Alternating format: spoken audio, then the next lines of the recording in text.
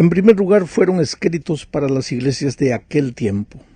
Quiere decir, las ciudades donde estaban localizadas esas iglesias hoy son ruinas en su mayoría, ya no existen. Pero en esas ciudades habían iglesias reales y habían miembros de iglesias como nosotros, como tú, como yo. Juan escribió para esas iglesias porque esas iglesias tenían sus particulares situaciones, sus dificultades espirituales, sus momentos de desánimo, en fin, el mensaje de Jesús va a través de Juan para animar a esas iglesias reales. Esa es la primera aplicación. El mensaje, claro, lo dio el propio Señor Jesucristo para las circunstancias que las iglesias vivían en aquel tiempo, pero también para advertir los peligros espirituales que cada una de esas iglesias enfrentaba. Ahora, hay una segunda aplicación de estos mensajes, y esa aplicación es profética. Y cada iglesia representa uno de los 7 periodos por los que la iglesia cristiana habría de pasar a lo largo de la historia. El cristianismo asombrosamente pasó por las circunstancias y las situaciones descritas proféticamente en los mensajes a las iglesias locales de Asia. Pero hay una tercera aplicación.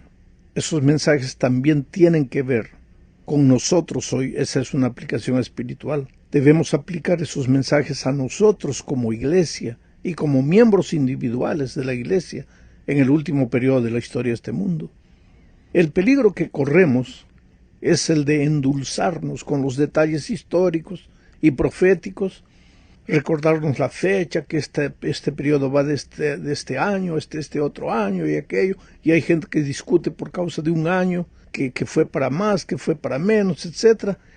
Estamos más preocupados con esos detalles históricos y nos olvidamos que de una u otra forma esos mensajes se dirigen a nosotros hoy, yo diría a mí hoy, como miembro de iglesia, como pastor. Comencemos pues con el mensaje a Esmirna y Pérgamo. Esmirna era una ciudad hermosa y rica, pero también un centro de culto al emperador. Negarse a adorar al emperador en la ciudad de Esmirna era un crimen que se pagaba con la pena de muerte en el circo romano o en la hoguera. Por eso la forma como Jesús se presenta a esta iglesia de Esmirna tiene mucho sentido y prueba una vez más que Él conoce todas las circunstancias de nuestra vida. No hay un momento difícil que nosotros vivamos que Jesús no conozca.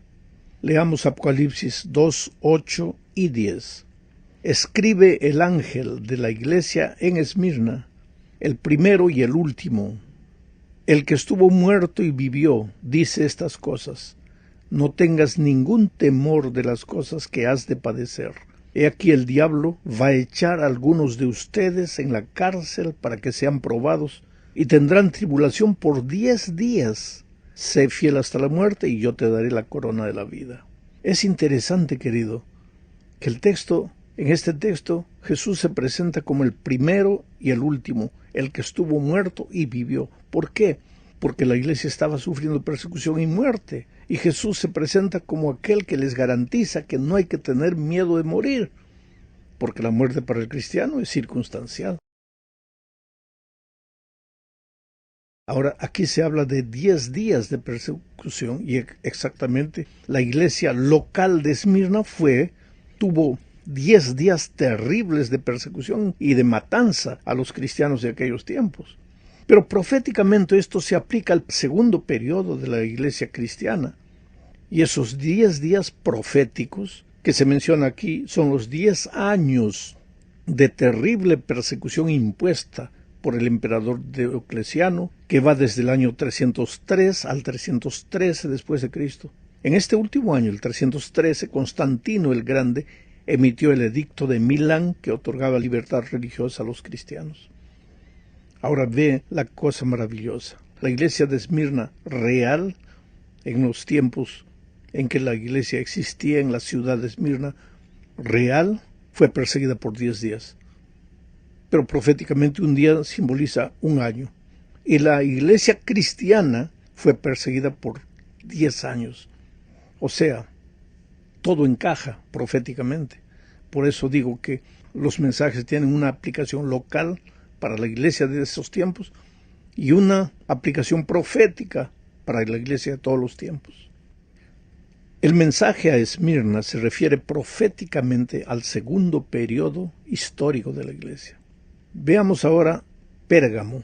Pérgamo, por su lado, era una ciudad que se había vuelto el centro de varios cultos paganos, incluido el culto al dios griego de la sanidad y representado por una serpiente. Venía a Pérgamo gente de todas partes para ser curada, pero por otro lado Pérgamo era una ciudad cruel y que perseguía impiedosamente a los cristianos. Por eso el mensaje a esta iglesia dice que los cristianos de Pérgamo viven donde mora Satanás y donde está su trono, de tan malvados que eran los paganos para perseguir a los cristianos. La iglesia de Pérgamo es un retrato profético de la iglesia cristiana en su tercer periodo, el año 313 al 538 después de Cristo, aproximadamente. Si bien los cristianos de ese tiempo permanecieron fieles, la decadencia espiritual y la apostasía crecieron rápidamente. Observa la advertencia que Jesús les hace por causa de eso. Apocalipsis 2, 14, 15 dice: «Sin embargo, tengo unas pocas cosas contra ti, que tienes allí algunos que se adhieren a la doctrina de Balaam, que enseñaba a Balac a poner tropiezo delante de los hijos de Israel, a comer de lo sacrificado a los ídolos y a cometer inmoralidad sexual. Asimismo, tú también tienes a los que se adhieren a la doctrina de los nicolaitas». ¿Cuál era la doctrina de los nicolaitas? La doctrina de Balaam. Para entender esto y para entender lo que defendían los nicolaitas, tendríamos que remitirnos a los tiempos de Balaam, que sugirió al pueblo de Israel que hiciera pacto con los paganos para evitar la muerte. En vista de la persecución, los nicolaitas defendían la idea de transigir en algunos principios con Roma a fin de evitar el sufrimiento, la persecución. Por ejemplo, ellos decían: no podríamos seguir adorando a Dios, pero también adorar como que si fuera de mentira al emperador. De este modo, pensaban los nicolaitas, el emperador no tendría motivos para perseguirlos. Pero la verdad es que si tú transiges en un principio, todos los otros también se vienen abajo. Y ese era el problema de la iglesia de Pérgamo. La inmoralidad sexual que se menciona aquí se refiere a la fornicación doctrinaria. Quiere decir, ellos comenzaron a mezclar la verdad con el error, las verdades bíblicas con las tradiciones humanas. Comenzaron a aceptar enseñanzas humanas venidas del paganismo para evitar ser perseguidos. Veamos ahora el mensaje a Tiatira. Esta es la segunda parte de nuestro estudio. Tiatira fue una ciudad insignificante en relación a las otras, pero la iglesia de Tiatira se enfrentaba a un problema de carácter financiero, económico. Es que todos los habitantes de Tiatira que quisieran participar de la vida financiera de la ciudad tenían que afiliarse a un gremio financiero, y esto involucraba participar de las fiestas y otras actividades del gremio. La persona que se aislara de estas actividades prácticamente no podría vivir, porque financieramente también se encontraría aislada. O sea, la iglesia de Tiatira también se vio presionada a transigir, ya no por causa de la persecución, sino por la conveniencia financiera, económica, de sobrevivencia.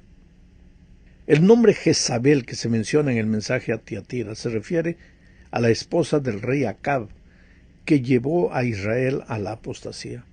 En el mensaje a Tiatira se la describe a Jezabel como espiritualmente inmoral. Los cristianos que por conveniencia adoptaban ideas y prácticas paganas cometían adulterio espiritual con Jezabel. La iglesia de Tiatira simboliza la condición del cristianismo en su cuarto periodo, del 538 a 1565 después de Cristo, la época de la Reforma más o menos. El peligro ya no venía en este periodo de afuera de la persecución exterior, sino de adentro. La tradición lentamente fue reemplazando a la Biblia. El sacerdocio humano y las reliquias sagradas fueron reemplazando lentamente al sacerdocio de Cristo. y las obras empezaron disimuladamente a ser consideradas medios de salvación. En este periodo de la historia, los que no se contaminaban con una religión que se volvía cada vez más pagana sufrían persecución e incluso la muerte. Pero no todo fue malo en ese periodo. Jesús también elogia a la iglesia de Tiatira por sus obras últimas. Estas obras últimas se refieren a la reforma y al inicio de un retorno a la Biblia. Vamos ahora a la tercera parte. En esta tercera parte veremos el mensaje a Sardis. Apocalipsis 3, 1 al 3 dice: Yo conozco tus obras, que tienes nombre de que vives, pero estás muerto. Sé vigilante y refuerza las cosas que quedan y están a punto de morir, porque no he hallado que tus obras hayan sido acabadas delante de Dios. Acuérdate, pues, de lo que has recibido y oído, guárdalo y arrepiéntete. Si no eres vigilante, vendré como ladrón. Nunca sabrás a qué hora vendré a ti. En este periodo, después de la Reforma, pues en la Reforma todo fue maravilloso, porque la Iglesia de las tradiciones se volvía al estudio de la palabra de Dios. El mensaje de la justificación por la fe era destacado, proclamado, sin ningún temor. Pero, ¿qué sucedió? A medida que el tiempo fue pasando, la Iglesia se fue adormeciendo. No puede existir peor descripción de una iglesia que tú tienes nombre que vives, pero estás muerto. No puedes tomar un cadáver y maquillarlo de tal manera que todos crean que esa persona está viva. ¿Por qué? Porque es incapaz de levantarse, por más bonita que esté. ¿Y por qué no se levanta? Porque está muerta. Bueno, la iglesia de Sardis era así, inclusive porque estaba localizada en una parte donde estaba una parte alta de la ciudad. Ella pensaba que estaba segura, por eso la iglesia en ese periodo de tiempo también sentía la seguridad de que la persecución había terminado, pues con la reforma ya estaban muy animados, se sentían seguros. Sardis simboliza el periodo de la iglesia post-reforma, cuando cayó en un estado de somnolencia espiritual. No se acusa a la iglesia de ningún pecado abierto, de apostasía. Se la acusa de letargo espiritual.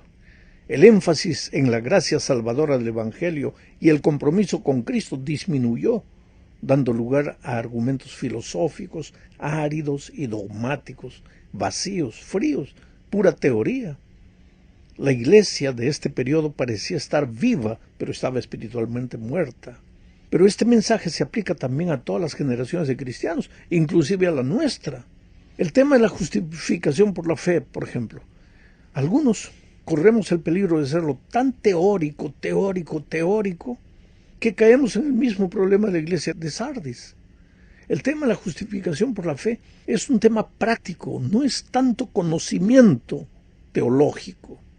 Es depender de Jesús, y para depender de Jesús todos los días tienes que orar, estudiar la Biblia y compartir tu fe, porque al hacer eso le estás diciendo a Jesús: Señor, yo no puedo, yo no tengo fuerzas, por eso voy a ti. Tú eres mi Dios, tú eres mi roca, tú eres mi salvación. Ahora, ¿de qué vale que tú conozcas el tema y citas por aquí y citas por allá, pero no oras, no estudias la Biblia, no compartes tu fe? En la realidad le estás diciendo con tus obras a Dios: yo no necesito de ti, yo solito puedo. Por eso tenemos que hacer de nuestra teología una teología práctica. Veamos ahora el mensaje a la iglesia de Filadelfia. Apocalipsis 3, 7 y 8 dice: Escribe al ángel de la iglesia en Filadelfia, el santo y verdadero, el que tiene la llave de David, el que abre y nadie cierra, y cierra y nadie abre. Dice estas cosas: Yo conozco tus obras, he aquí he puesto delante de ti una puerta abierta, la cual nadie puede cerrar, porque tienes un poco de poder y has guardado mi palabra y no has negado mi nombre. Sabes, el mensaje a Filadelfia se aplica proféticamente al gran reavivamiento del protestantismo durante el primer y el segundo despertar que tuvieron lugar en Gran Bretaña y Norteamérica de 1740 a 1844. La puerta abierta se refiere sin duda al inicio del juicio investigador en 1844. A partir de este momento, el tiempo es corto. Antes de 1844, el mensaje de la pronta venida de Cristo se había proclamado con mucha fuerza en muchas partes del mundo, Chile, Europa, Estados Unidos. Apocalipsis 3:12 presenta una promesa. Al que venza, yo le haré columna en el templo de mi Dios, y nunca jamás saldrá fuera, y escribiré sobre él el nombre de mi Dios, y el nombre de la ciudad de mi Dios, la nueva Jerusalén, que desciende del cielo, enviada por mi Dios, y mi nombre nuevo. La promesa del nombre de Dios sobre los vencedores indica que el carácter de Dios se percibirá en su pueblo, porque el carácter simboliza el nombre simboliza el carácter. El mensaje de que Cristo promete preparar a su pueblo para ese gran acontecimiento, perdonando sus pecados y escribiendo su ley en su corazón, es tan importante como el mensaje de que Cristo viene pronto. Y ahora, querido, llegamos al fin de este estudio corto, hablando del mensaje a la Odisea. Esta ciudad era una ciudad rica, situada en la principal ruta comercial. Era famosa por su industria de la lana, sus bancos llenos de oro, una escuela de medicina que producía ungüento para los ojos. Gente de muchos lugares venía a la Odisea a conseguir ese ungüento para los ojos. La prosperidad de la Odisea colmó a los habitantes de autosuficiencia. Y eso afectó a la iglesia de ahí también. Ahora, lo que yo voy a hacer es leer el texto para sacar las lecciones que sirven para nosotros hoy. Apocalipsis 3, 14 al 21 dice: Escribe al ángel de la iglesia de la Odisea, el Amén, el testigo fiel y verdadero, el origen de la creación de Dios, dice estas cosas. ¿Por qué el origen de la creación de Dios? Porque está hablando aquí del pueblo que se levantó en 1844, el movimiento adventista, simbolizado por el tercer ángel que predica el evangelio eterno, la hora del juicio y el tema de la creación. Por eso Jesús se presenta a la iglesia de la Odisea como el origen de la creación de Dios. Dice estas cosas, sigo leyendo: Yo conozco tus obras, que ni eres frío ni caliente. ¿Por qué no era frío ni caliente? Porque pues dice que ahí abundaban aguas termales, aguas que bajaban de arriba, pero cuando llegaban a la ciudad ya no estaban calientes, estaban tibias. La tibieza indica que hay dos lados. Hoy día, si tú quieres agua tibia, ¿qué haces? Abres la llave de agua caliente, la llave de agua fría, y ahí tienes el agua tibia. En el tiempo de Cristo, Jesús llamó a la iglesia hipócrita sepulcros blanqueados. Por fuera muy bonito, mármol blanco, por dentro hueso podrido. Y si la Odisea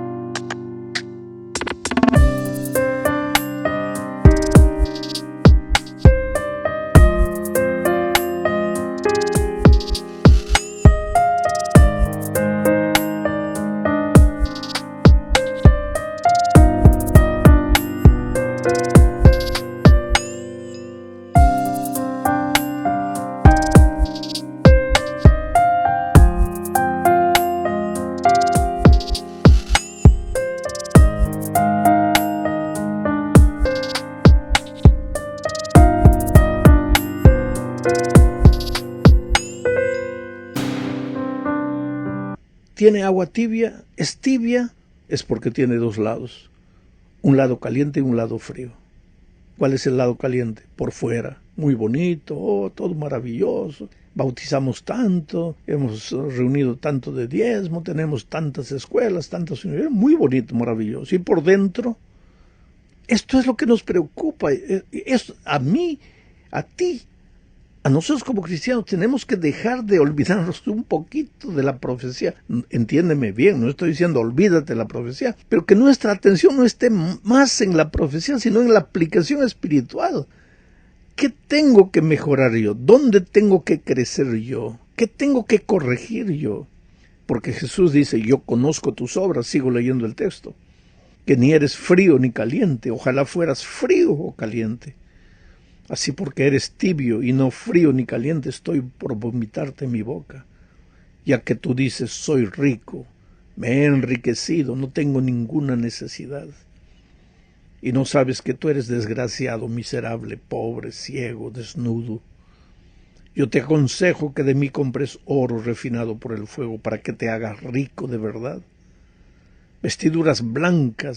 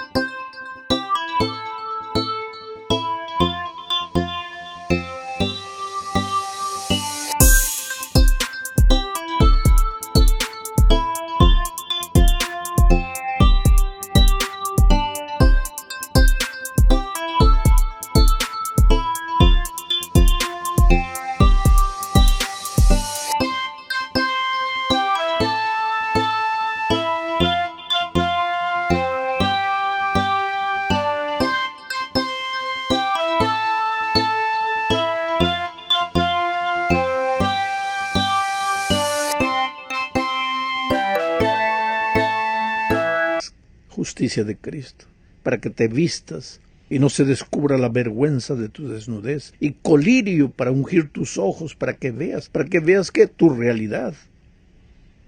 Yo reprendo y disciplino a todos los que amo. Sé pues celoso y arrepiéntete. He aquí yo estoy a la puerta y llamo, si alguno oye mi voz, y abre la puerta, entraré a él y cenaré con él y él conmigo. Al que venza yo le daré que se siente conmigo en mi trono, así como yo también he vencido y me he sentado con mi Padre en su trono. Estoy a la